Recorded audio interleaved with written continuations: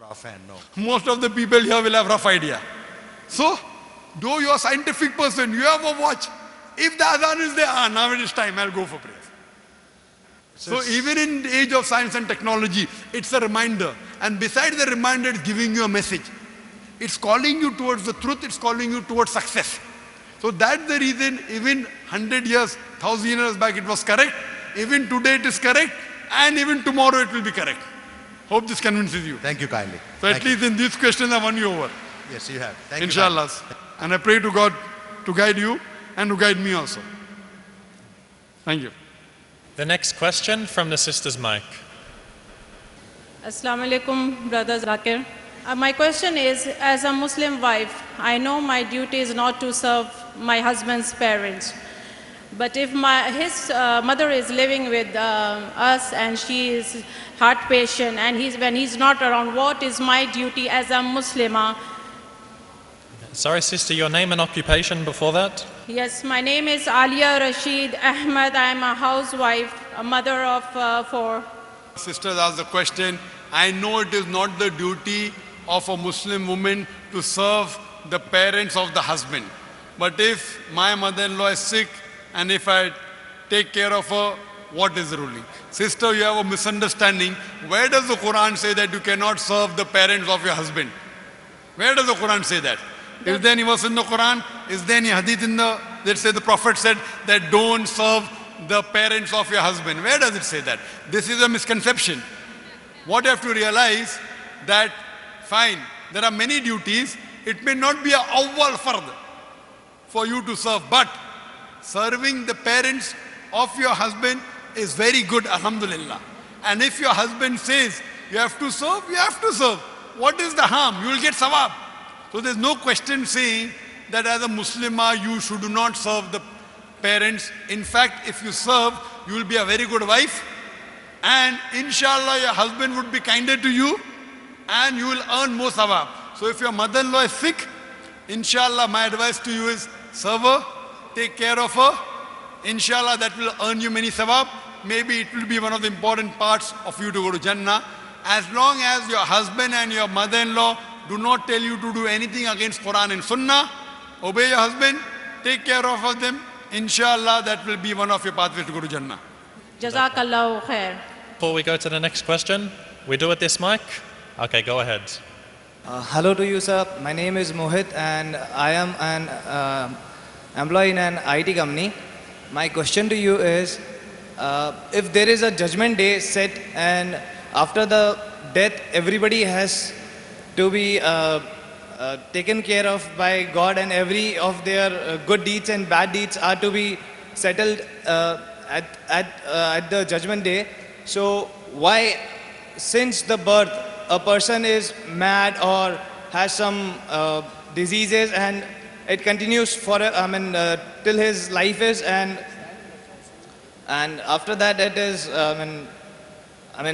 throughout his life he or she is suffering from the disease and after that The brother asked a very good question. You have asked a very good question. If there is good and bad, based on that on the day of judgment, God will punish you or may reward you. So what justification it is that some people are born handicapped, some people have congenital defects, some people have heart problem. So is God unjust? Now based on this information, the Hindu scholars, they came up with a new philosophy. If you realize, if you read the Vedas, Vedas speak about Punarjanam. Punar means next, Janam means birth, next birth. Even Quran speaks about next birth, next life. Quran says that God has given you life, you come in this world, He'll cause you to die, He'll resurrect you again. So Vedas says the same thing. But the Hindu scholars, they could not understand that how could God be unjust? That He makes some people born handicapped, some people wealthy, some people poor. So they came with the philosophy of birth, death, which is not mentioned in the Vedas. You know, he's born handicapped because in his last birth, he sinned. He is born poor because in last birth he sinned. It is their thinking, not of the scriptures. In Islam, we come in this world once and once is sufficient. Then we are resurrected and then the day of judgment. Now coming to your basic question, what reply does Islam has? Why some people are born healthy, some people with disease, with congenital defects, some people rich, some people poor. If we analyze, Quran says in several places, including Surah Anam chapter number 8 and Surah Baqarah chapter number 2, verse 155. Allah says that Allah subhanahu wa ta'ala has made your children and your wealth as a test for you. Now Allah subhanahu wa ta'ala tests different people in different ways. Now depending upon the test, if the examination paper is difficult, the correction is lenient. If the examination paper is easy, the correction is strict to justify. So Almighty God tests different people in different way. Normally in an examination, every year, the test paper keeps on changing. You don't have the same questions. If you have the same question, then where is the test? So now depending upon the examination you undergo, for example, one of the pillars of Islam is that you have to give zakat. Anyone who's rich, who has a saving of more than 85 grams of gold, he or she should give 2.5% of that excess wealth in charity. Now one person is rich, for him, he has to give zakat. A person who's poor, he has to give no zakat. So in the zakat category, he gets 100 out of 100. For the rich man, he may say, okay, fine, I may have 1 million dirham, I'll give zakat only on 100,000 dirham. Maybe he'll get 10 marks out of 100. May get 50 marks, may get 0 marks. For the poor man, we say, bichara hai, poor man. Actually, he's getting 100 out of 100 in zakat. For him, there's no test of wealth. For rich man, there's a test of wealth. You may think, oh, rich man, very good, God has blessed him. It's more difficult for a rich man to go to Jannah than a poor man. That's what our beloved Prophet Muhammad said. We may think it's a blessing, it may be a test. Similarly, on the other hand, the person is poor. For him to do hijab, they stay in one room. For him to do hijab or her to do hijab is difficult. For a rich man who has got a big mansion, many houses, for the lady to do hijab is easy. So their hijab is easier for a rich person, difficult for a poor person. So based on the condition, sometimes it's difficult, sometimes it's easy. There are parents who may be pious. Now they have a child who has a congenital heart disease. Maybe God is testing the parents more. Now the parents may say, oh, I've been praying 5 times a day. Why do I have a son who has a heart disease? God is testing them. If really the parents are good, what they will say, Alhamdulillah, at least God gave me a son. So what if he has a congenital disease? Now more difficult the test, higher is the reward. To pass BA is very easy, graduation in arts very easy. To pass MBBS is difficult. But the moment you pass MBBS, you get doctor's degree, doctor, DR. So more difficult the test, maybe Almighty God wants to put the parents in Jannat-e-Firdaus.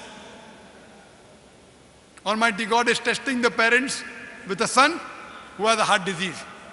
Yet if the parents have faith in Allah, it's a test for the parents. Nowhere does the Quran say that if a person is poor, he'll go to hell. It's more easier for a poor man to go to Jannah than a rich man. Nowhere does the Quran say that if a person has a congenital heart disease, he'll go to hell. We feel, oh, bichara hai.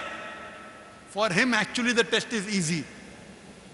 We, with our human logic, start thinking, poor man, so poor. Actually, the poor man to go to Jannah is easier.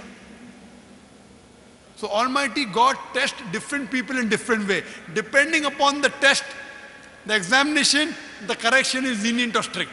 That's the reason the Quran says in Surah Nisa chapter 4 verse 40, Allah subhanahu wa ta'ala is never unjust in the least degree. And Allah says in the Quran in Surah Al-Imran chapter 3 verse 185 that kullu nafsin zaiqatul maut.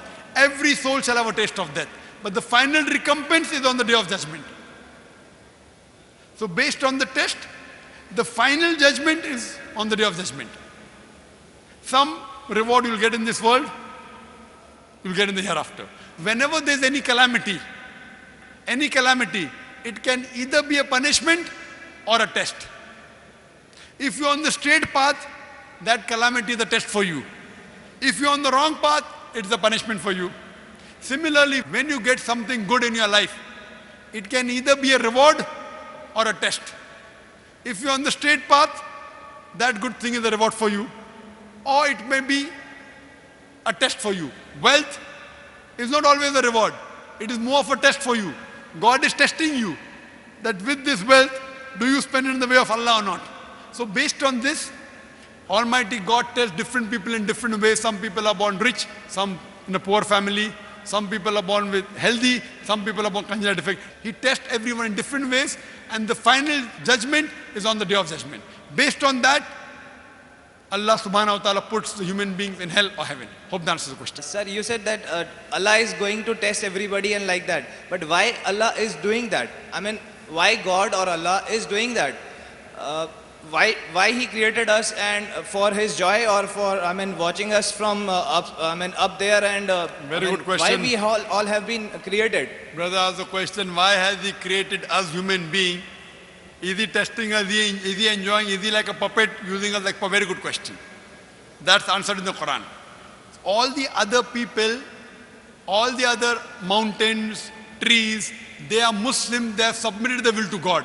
Human being is the best creation of Almighty God. The best creation, why? Because He has given us a free will. He has given human being a free will either to obey or disobey God. All the other creations, the animals, the birds, the trees, the mountains, they are Muslims. Muslims means they have submitted their will to God. Now Almighty God created a new creation which has a free will. The angels have got no free will. They always obey God. Now after a free will has been given to you, if you have a choice to obey or disobey God, after a free will has been given to you, and then if you obey God, you become higher than the angels. After a free will has been given to you, and then you disobey God, you become lower. You may become like a Satan. So it's mentioned in the Quran, in Surah Hashar, chapter 59, verse 20 to 24, that Almighty God asks, who wants to undergo the test? If you don't want to undergo the test, just pass. So trees, mountain, all of them said, we fear to undergo the test. The Quran says, the human beings were fools who said, okay, we want to undergo the test. So now when you undergo the test, you can either become superior to the angel, or you can become like a Satan. So now, if you don't undergo the test, just pass. So we human beings, all these human beings, are the people who said, okay, fine, we don't want to just pass, we want to get good marks, and we are undergoing the test. Fine? This is a new creation of Almighty God. Not that you want to enjoy. He is giving you a chance to get distinction. We were fools who said, okay, fine. So not to enjoy, to give you a chance to get distinction, not just pass. So now it is on you and me whether we follow the commandment of Almighty God or not. If you do, you will get distinction. If you don't, you won't get. Hope that answers the question. Wa akhiru da'wana alhamdulillahi rabbil alameen.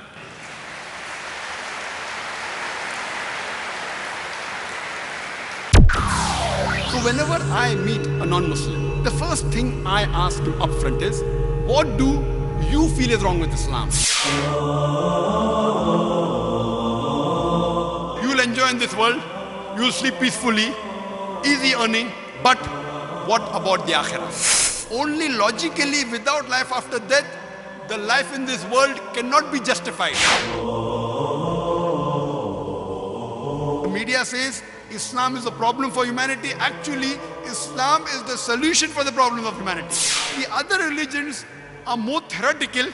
Islam is a practical religion.